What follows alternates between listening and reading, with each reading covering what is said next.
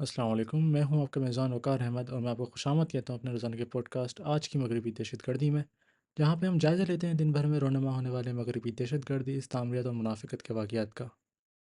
आज की पहली चंद सुर्खियां जो मैं आपके सामने पेश करना चाहूँगा वो है ईरान और इसराइल की जंग की। कि अब कुछ मालूमात हमें पता चली है कि कुछ ईरानी ड्रोन्स हैं जो कि अब इसराइल के शहरों में उन्होंने हमला करा है। एक शहर है बेत शियां, दूसरा शहर है राबा। उन दोनों में बताया ये जा रहा है कि वहाँ पे कुछ इसराइल की अस्करी तनसीबात थी जिनके ऊपर हमला किया गया है और इन ड्रोन्स को जो इसराइली फ़िज़ाइया है वो नहीं रोक सकी। इसके साथ साथ फिर इसराइल की जानिब से जवाबी कार्रवाई भी आती है कि पता चलता है कि इसराइल ने अपने जहाज़ों के तहत ईरान के इस्फ़हान सूबे में उनके एक जौहरी तनसीबात है वहाँ पे उन्होंने हमला करा है। और जो चश्मदीद गवाह हैं उस इलाके के वो बता रहे हैं कि उन्होंने देखा कि धुआं जो जौहरी जो प्लांट है ईरान का वहाँ पे उससे उड़ता हुआ नज़र आया। लेकिन जो ईरानी हुकूमत का मौक़िफ़ है वो यही है कि इस इस्फ़हान के ये जो जौहरी प्लांट था इसके अंदर किसी भी किस्म का कोई न्यूक्लियर फ्यूल नहीं था, जिसकी वजह से कोई रेडिएशन की ख़तरा नहीं है या कोई चेरनोबिल वाला हादसा बनने का ख़तरा नहीं है। ताहम ईरानी हुकूमत का यही मौक़िफ़ था जो कि शुरू से रहा है कि ये दुनिया के लिए काबिल कबूल नहीं होना चाहिए कि कितने आसानी से और कितनी बेतरतीब से इसराइल ईरान के जौहरी तनसीबात पे हमला कर रहा है। क्योंकि जहाँ पे एक लीक भी हो जाए या एक जगह भी कंटेमिनेशन हो जाए तो वो जगह सदियों के लिए ख़राब हो जाएगी और पूरी दुनिया के लिए उसमें एक संगीन नताइज निकलेंगे। इसके साथ साथ ईरानी मीडिया ने एक बात और की तस्दीक करी है कि अब जब से अब तक जो ईरान और इसराइल की जंग है अभी दूसरे हफ्ते में दाखिल हो रही है, तो अब तक इसराइल के अंदर कुछ 24 लोगों की हलाकतें हो चुकी हैं, जबकि ईरान के अंदर 430 लोग शहीद हो चुके हैं और बताया जा रहा है कुछ 3.5 से 4 हज़ार ऐसे हैं जो कि ज़ख्मी हो चुके हैं। अब मगरबी मीडिया का जो मौक़िफ़ वो है वो यही है कि जो इसराइल में 24 मरे उनको तकरीबन 33 मरतबा ज़्यादा रिकॉर्डिंग दी जा रही है, ज़्यादा उनको वक्त दिया जा रहा है उनके मीडिया में। और जबकि जो ईरान के अंदर लोग मर रहे हैं और जो कि गज़ा में लोग मर रहे हैं उनको 33 बार कम उनका नाम लिया जा रहा है, कम उनका बताया जा रहा है।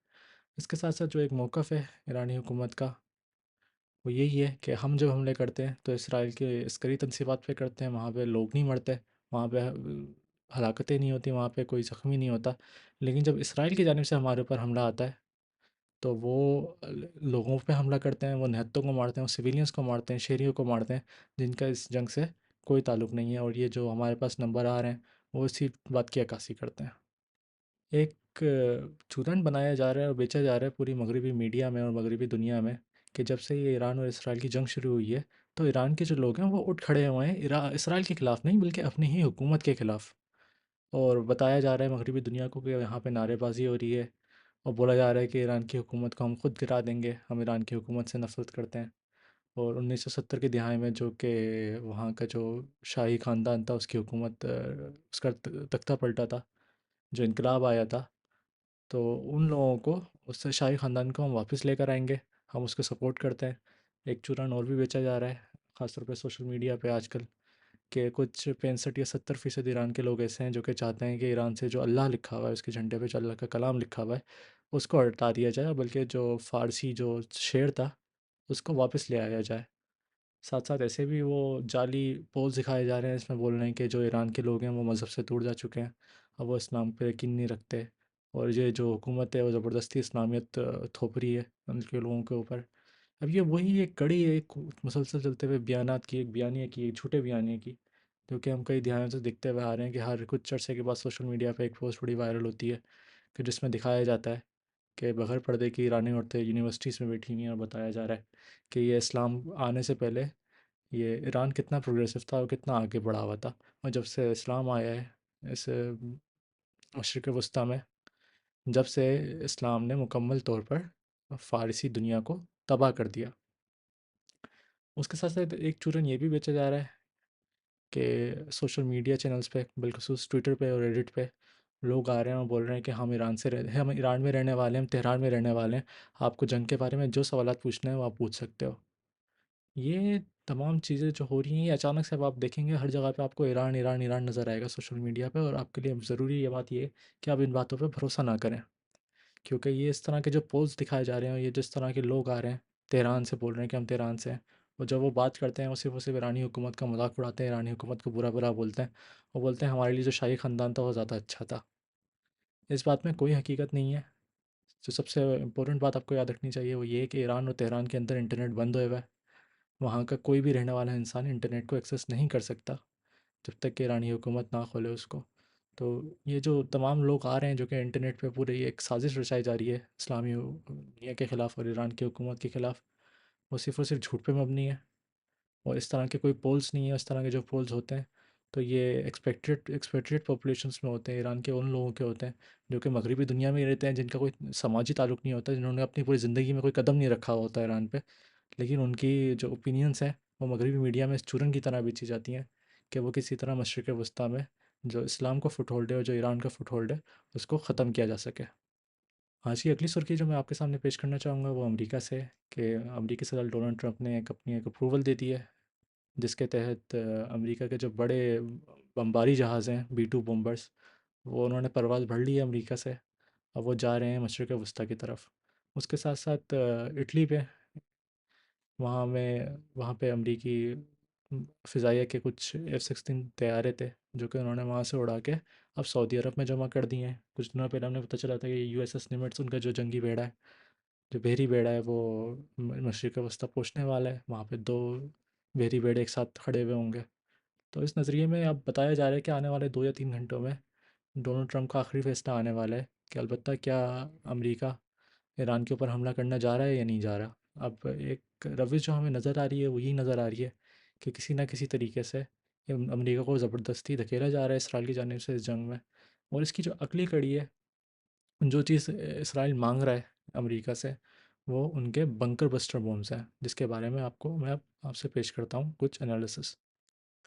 ईरान की जो सबसे बड़ी और सबसे ज़रूरी जोहरी तनसीबात है वो है फोर्डो फ्यूल एनरिचमेंट प्लांट, जो कि ईरान के एक पहाड़ी इलाकों के अंदर ज़मीन बोस एक तनसीबात है और जिसके अंदर पहुंचना मुश्किल है। अब वो ज़मीन के इतने नीचे बनी हुई है कि इसराइल के पास किसी किस्म का कोई हथियार नहीं है कि वो इस प्लांट को छू भी सके। और अलबत्ता ऐसा हथियार तो पूरी दुनिया के पास नहीं है, लेकिन एक थ्योरी में अमरीकी फ़िज़ाइया के पास एक GBU-57 नाम का एक बॉम्ब है जो कि उन्होंने कुछ 2011 में बनाया था।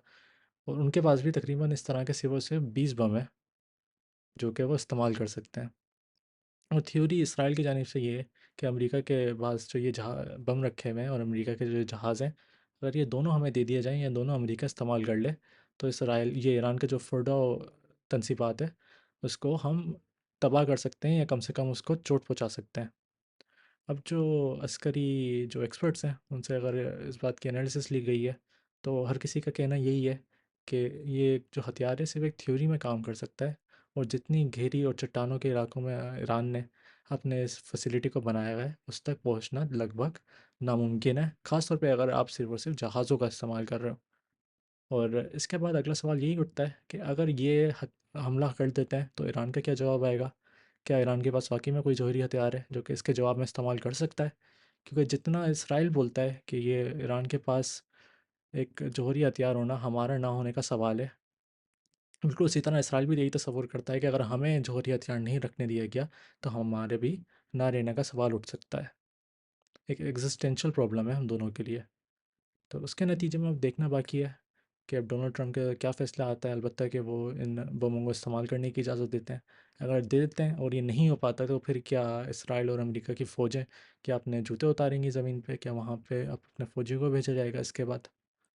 क्यों इसके अलावा तो फिर इस मुल्क के पास इन दोनों मुल्कों के पास कोई ऑप्शन नहीं रहेगा। आज की जो अगली सुर्खी मैं आपके पास सामने पेश करना चाहूँगा वो थोड़ी-सी अलग सी है।